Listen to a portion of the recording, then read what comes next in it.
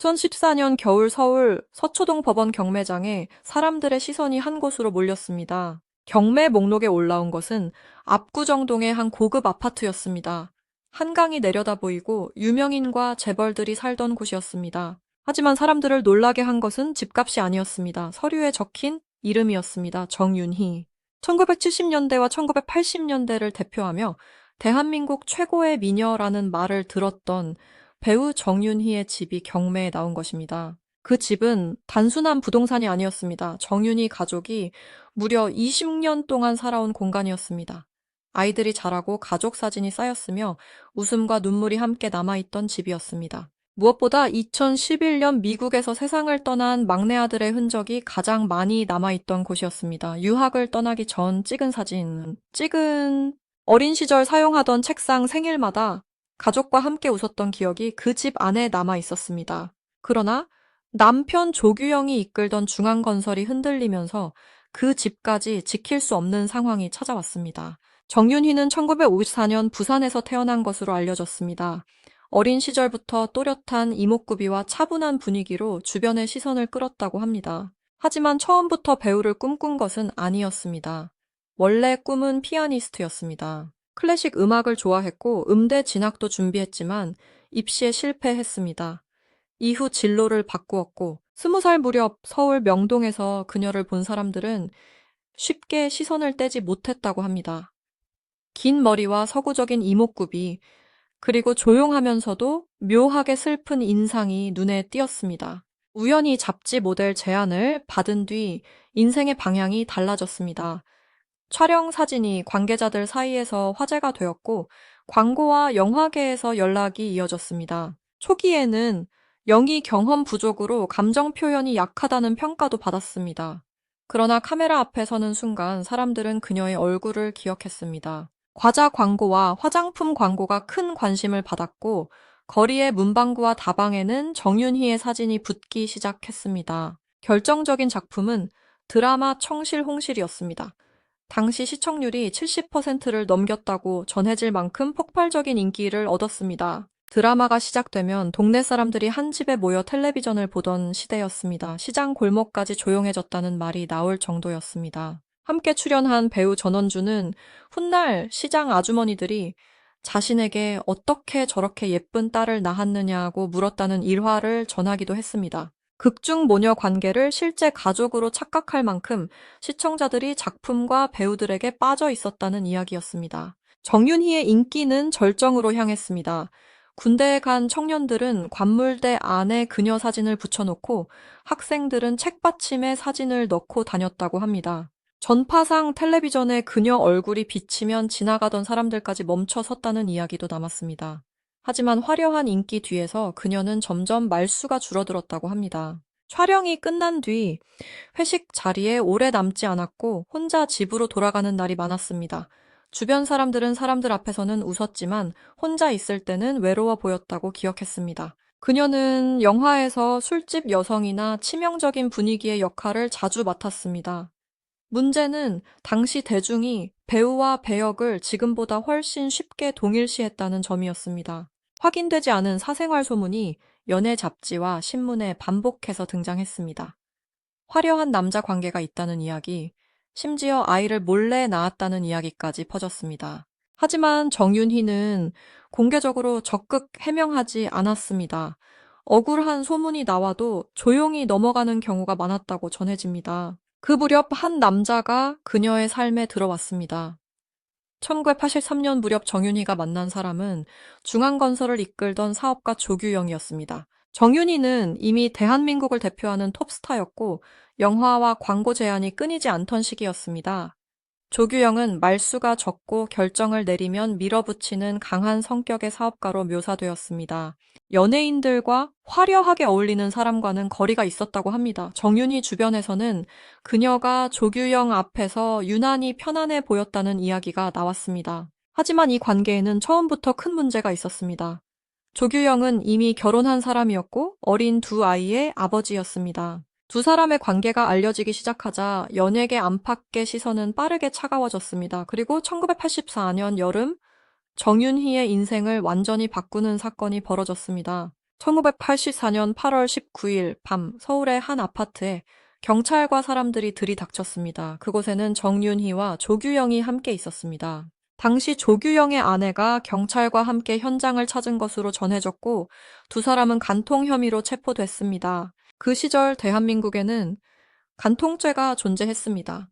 다음 날 신문에는 정윤희의 이름이 크게 실렸고 국민적인 충격이 이어졌습니다. 한때 대한민국 남성들의 첫사랑처럼 불리던 배우가 하루아침에 거센 비난의 중심에 선 것입니다. 정윤희는 결국 5일 동안 유치장에 머문 것으로 전해집니다. 수갑을 찬 채 조사를 받으러 이동하는 모습은 당시 대중에게 더욱 큰 충격을 줬습니다. 하지만 사건 이후에도 그녀는 조규영을 떠나지 않았습니다. 조규영 역시 정윤희와의 관계를 포기하지 않았습니다. 결국 조규영의 아내는 협의 끝에 고소를 취하한 것으로 전해집니다. 당시 보도에서 언급된 위자료는 1억 원이었습니다. 1980년대 기준으로 매우 큰 금액이었습니다. 그리고 사건이 벌어진 지 몇 달 뒤인 1984년 12월 24일 두 사람은 조용히 결혼식을 올렸습니다. 크리스마스 이브였습니다. 당시 여론을 의식해 결혼식 장소는 철저하게 비공개로 진행됐고 일부 하객들은 하루 전에야 연락을 받은 것으로 전해집니다. 정윤희의 나이는 30이었습니다. 배우로서 가장 빛나는 시기였지만 그녀는 결혼 직후 연예계 은퇴를 선택했습니다. 방송국과 영화사는 그녀를 붙잡으려 했습니다. 큰 출연료를 제한하며 복귀를 권유하는 곳도 있었지만 정윤희는 모두 거절했습니다. 다시 카메라 앞으로 가는 대신 한 남자의 아내이자 가족의 구성원으로 사는 길을 선택했습니다. 이후 그녀는 수십 년 동안 방송 복귀 제안을 받아도 마음을 바꾸지 않았다고 합니다. 결혼 뒤 생활은 이전과 완전히 달라졌습니다. 화려한 드레스 대신 앞치마를 두르고 촬영장 대신 부엌에서 보내는 시간이 많아졌습니다. 김치를 담그는 법부터 집안 음식을 준비하는 법까지 하나씩 배웠다고 합니다. 남편의 셔츠를 직접 다리고 출근 전 식사를 챙겼으며 장도 직접 봤다고 전해집니다. 재벌가의 사모님이라면 많은 사람의 도움을 받으며 살 것이라는 예상과 달리 집안일을 직접 챙기는 경우가 많았다고 합니다. 결혼 당시 조규영에게는 이미 두 아이가 있었습니다. 딸은 2살, 아들은 돌이 조금 지난 나이였다고 전해집니다. 세상은 정윤희를 남의 가정을 무너뜨린 여성이라는 시선으로 바라보고 있었고, 그녀가 두 아이를 제대로 돌볼 수 있겠느냐는 의심도 있었습니다. 하지만 결혼 뒤 그녀는 아이들의 식사를 챙기고 유치원 준비물과 학교 행사를 돌봤으며 아플 때는 곁을 지켰다고 합니다. 숙제와 일기장까지 살피며 집에서는 배우가 아니라 엄마로 살려고 했다는 이야기가 전해집니다. 시어머니와의 관계 역시 처음부터 편하지는 않았던 것으로 묘사됩니다. 연예인 출신 며느리를 탐탁지 않게 보는 시선이 있었다고 합니다. 그러나 시간이 흐르며 정윤희는 몸이 불편해진 시어머니의 식사와 약을 챙기고 병간호까지 했다고 전해집니다. 그녀가 가족 안에서 보내는 시간은 점점 늘어났습니다. 1988년 무렵 가족은 서울 압구정동의 고급 아파트로 이사했습니다. 당시 성공한 기업인과 유명인들이 많이 살던 상징적인 지역이었습니다. 남편이 운영하던 중앙건설도 성장하고 있었습니다. 그리고 1989년 정윤희는 늦은 나이에 친아들을 낳았습니다. 그녀에게는 하나뿐인 친아들이었습니다. 늦게 얻은 아이였던 만큼 남편과 정윤희 모두 각별히 아꼈다고 합니다. 정윤희는 아들의 유치원과 학교 생활을 직접 챙겼고 아이가 아프면 밤새 곁을 지켰다고 합니다. 아들이 사춘기에 들어선 뒤에도 연예계 복귀 제안이 오면 아이들 곁에 있고 싶다며 거절한 것으로 전해집니다. 아들은 학업 성적도 좋았고 가족의 기대 속에서 성장했습니다. 이후 미국으로 유학을 떠났습니다. 정윤희는 가까운 사람들에게 이제야 마음이 놓인다는 말을 했다고 합니다. 그러나 평온은 오래가지 않았습니다. 2011년 가을 미국에서 걸려온 한 통의 전화가 모든 것을 바꾸었습니다. 유학 중이던 아들이 갑자기 병원으로 실려갔다는 연락이었습니다. 정윤희와 남편은 급하게 미국으로 향했습니다. 하지만 병원에서 기다리고 있던 것은 받아들이기 힘든 소식이었습니다. 하나뿐인 친아들이 세상을 떠난 것입니다. 당시 아들의 나이는 겨우 22살이었습니다. 파일 내용에 따르면 아들은 친구들과의 모임 이후 급성 폐렴과 약물 중독 증세가 겹치며 상태가 갑작스럽게 악화된 것으로 알려졌습니다. 정윤희는 병원에서 현실을 쉽게 받아들이지 못했고 아들의 이름을 반복해서 불렀다고 전해집니다.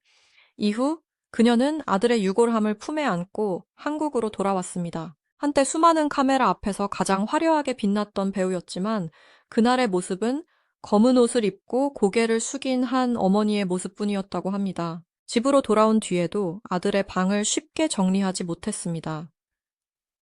책상 위에 책과 사진, 미국에서 보내온 물건, 입던 옷을 오랫동안 그대로 두었다고 합니다. 가족들 앞에서는 최대한 감정을 참으려 했지만 혼자 아들의 방에 들어가 오래 머무는 날이 많았다고 전해집니다. 언론에서는 아들의 죽음을 둘러싸고 여러 자극적인 이야기가 나왔지만 정윤희는 공개적으로 입장을 밝히지 않았습니다. 아들을 잃은 충격이 가시기도 전에 가족에게 또 다른 위기가 찾아왔습니다. 글로벌 금융 위기 이후 부동산 시장이 흔들리면서 중앙건설의 사정이 급격히 악화됐습니다. 미분양 문제가 커지고 투자자금 회수에 어려움이 생겼으며 직원 급여 지급이 늦어졌다는 이야기까지 나왔습니다. 금융권과 채권단의 압박도 강해졌습니다. 조규영은 밤늦게까지 회사에 남아 문제를 해결하려 했지만 상황은 계속 나빠졌습니다. 결국 회사의 부채 문제는 가족이 살던 압구정 아파트까지 덮쳤습니다. 집은 경매 절차에 들어갔고 법원 집행관과 관계자들이 집을 찾아와 물건을 확인했습니다. 파일에서는 가구와 그림을 비롯한 집 안물건들의 압류 표시가 붙기 시작했다고 전합니다. 정윤희가 가장 오래 바라본 것은 값비싼 물건이 아니라 아들의 유품이었습니다. 미국 유학 시절 사용한 가방과 책, 생전에 입던 옷 사진들이었습니다. 그녀는 아들의 물건만큼은 지키고 싶어 했다고 전해집니다. 그 집에서 살아온 시간은 26년이었습니다. 이사를 준비하면서 정윤희가 가장 먼저 챙긴 것도 가족 사진과 아들의 유품이었다고 합니다. 미국에서 보내온 편지와 어린 시절 사용한 물건, 함께 찍은 사진을 하나씩 상자에 넣었습니다. 값비싼 가구나 그림보다 가족의 기억을 먼저 챙겼다는 것입니다. 결국 압구정 아파트는 경매를 통해 다른 사람의 손으로 넘어갔습니다. 파일에서 언급된 경매가는 약 26억 원이었습니다. 한때 대한민국 최고의 여배우였고 재벌가의 사모님으로 불렸던 정윤희는 삶의 가장 많은 시간이 담긴 집까지 떠나게 됐습니다. 이후 가족은 서울 외곽의 비교적 작은 집으로 옮긴 것으로 전해집니다. 그 뒤 정윤희의 생활은 더욱 조용해졌습니다. 동네 시장에서 직접 채소를 사고 작은 마트에서 장을 보는 모습이 목격됐다고 합니다. 화려한 옷이나 명품 가방 대신 편안한 차림으로 다녔고 남편과 함께 동네를 천천히 산책하는 모습도 보였다고 전해집니다. 경비원이나 상가 직원에게 먼저 인사하고 누군가 자신을 알아보면 조용히 웃으며 인사를 받아주었다고 합니다. 한 주민이 젊은 시절 팬이었다고 말하자 정윤희가 누구나 다 늙는다고 웃으며 답했다는 이야기도 전해집니다. 한때 대한민국에서 가장 아름다운 여성으로 불렸던 사람이 이제는 평범한 이웃처럼 살아가고 있다는 사실이 사람들에게 묘한 감정을 남겼습니다. 하지만 시간이 흘러도 놓지 못한 것은 아들에 대한 그리움이었다고 합니다. 가까운 사람들에 따르면 아들 이야기가 나오면 한동안 말을 잇지 못하는 경우가 있었고 평일 오전 사람이 적은 시간에 성당이나 조용한 기도처를 찾는 날도 있었다고 합니다. 집에는 여전히 아들의 사진과 유학 시절 물건들이 남아 있었고 아들의 생일이 가까워지면은 이제 평소보다 말수가 더 줄었다고 전해집니다. 정윤희의 인생은 극단적으로 다른 장면들로 이어졌습니다. 1954년 부산에서 태어나 20살 무렵 카메라의 선택을 받았고 청실홍실로 시청률 70%를 넘기는 국민적인 인기를 얻었습니다. 1983년 무렵 조규영을 만났고 1984년 8월 19일 간통 혐의로 체포돼 5일 동안 유치장에 머물렀습니다. 같은 해 12월 24일 조규영과 결혼했고 30의 나이에 연예계를 떠났습니다. 1988년 압구정동으로 이사했고 1989년 친아들을 얻었습니다. 그러나 2011년 미국에서 유학하던 22살 아들을 먼저 떠나보냈습니다. 이어 남편의 회사가 흔들렸고 2014년에는 26년 동안 살아온 압구정 아파트까지 경매에 넘어갔습니다. 누군가는 정윤희가 사랑 때문에 너무 많은 것을 잃었다고 말합니다. 최고의 여배우 자리도, 대중의 사랑도, 가장 소중했던 아들도, 오랫동안 살아온 집도 잃었다고 말합니다. 반대로 누군가는 그녀가 자신이 선택한 삶을 끝까지 지켰다고 말합니다. 거센 비난 속에서도 남편 곁에 남았고 새 아이들을 돌보며 엄마로 살았으며 수많은 복귀 제안보다 가족을 선택했기 때문입니다. 정윤희는 수십 년 동안 과거를 공개적으로 변명하지 않았습니다. 다시 사랑받기 위해 방송으로 돌아오지도 않았습니다. 세상이 자신을 어떻게 기억하든 조용히 자신이 선택한 삶을 이어갔습니다. 그리고 시간이 흐르면서 사람들은 그녀를 화려한 스타보다 한 사람의 아내이자 한 아이를 잃은 어머니로 기억하기 시작했습니다. 한때 그녀의 얼굴이 텔레비전에 나오면 사람들이 걸음을 멈췄습니다. 지금은 시장에서 장을 보고 남편과 산책하며 성당에서 조용히 기도하는 모습으로 기억됩니다. 가장 화려했던 시절과 가장 평범한 노년 사이에는 수많은 선택과 상처가 놓여 있었습니다. 정윤희가 얻은 것이 더 많았는지 잃은 것이 더 많았는지는 누구도 쉽게 단정할 수 없습니다. 분명한 것은 그녀가 최고의 자리에서 스스로 내려온 뒤에도 자신이 선택한 가족의 곁을 끝까지 지키려 했다는 사실입니다.